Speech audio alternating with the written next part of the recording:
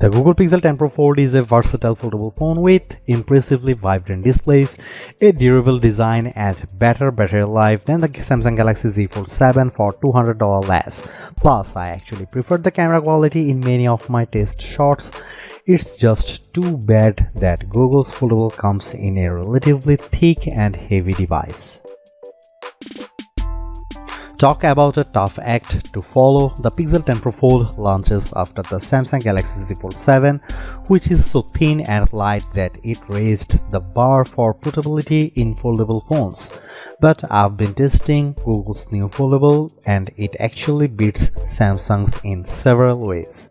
The Pixel 10 Pro Fold gives you a beefier battery, an IP68 rating for dust and water resistance, and brighter displays, and all the comes for $200 less than the Z Fold 7, making Google's updated device a viable contender for best foldable phone. But the Pixel 10 Pro Fold's AI features don't always work as promised, and it feels seriously chunky next to Samsung's device. Let's look beyond the hype and break down the reasons to buy or skip in my full Google Pixel 10 Pro Fold review. Right out of the gate, the Pixel 10 Pro Fold scores a win with a lower price.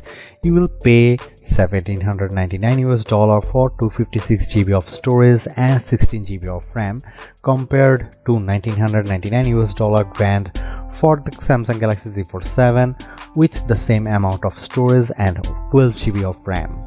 When you are paying this much for a phone, a $200 gap might not seem like much, but you can upgrade to 512 GB for the Pixel and still pay $80 less than the 256 GB Galaxy Z Fold 7. The Pixel 10 Pro Fold release date is October 9. The Pixel 10 Pro Fold is indeed chunkier than the Galaxy Z Fold 7, but there is a definite advantage to its design.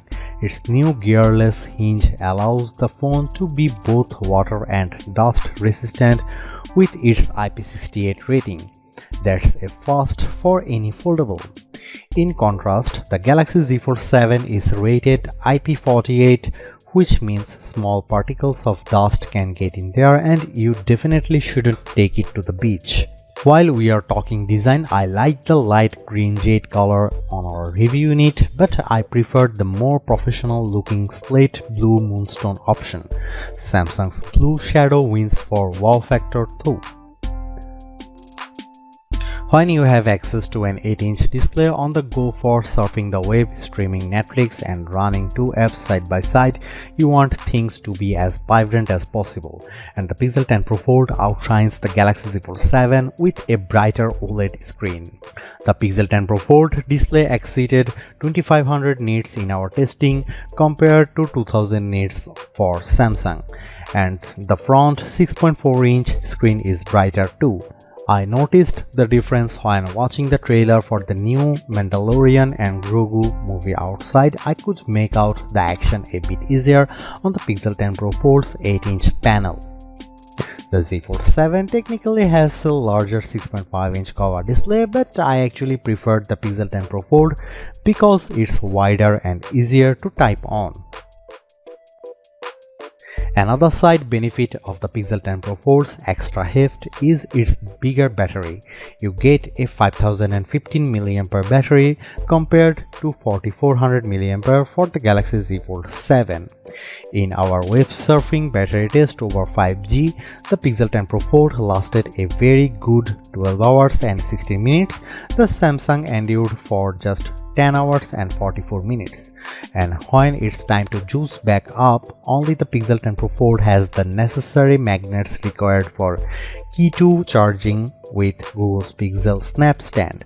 The Z Fold 7 needs a separate case to add this capability.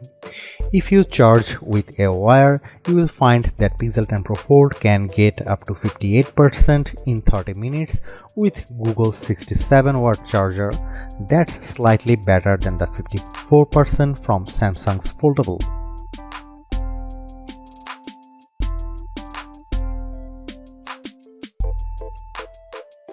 The Pixel 10 Pro Fold 48 megapixel main camera may have less resolution than the 200 megapixel one on board the Galaxy Z Fold 7, but I preferred Google's camera phone in a number of shots. It has also 10.5 megapixel ultra-wide and 10.8 megapixel 5x telephoto zoom lens. The selfie camera is 10 megapixel. Here are some camera samples of the Google Pixel 10 Pro Fold.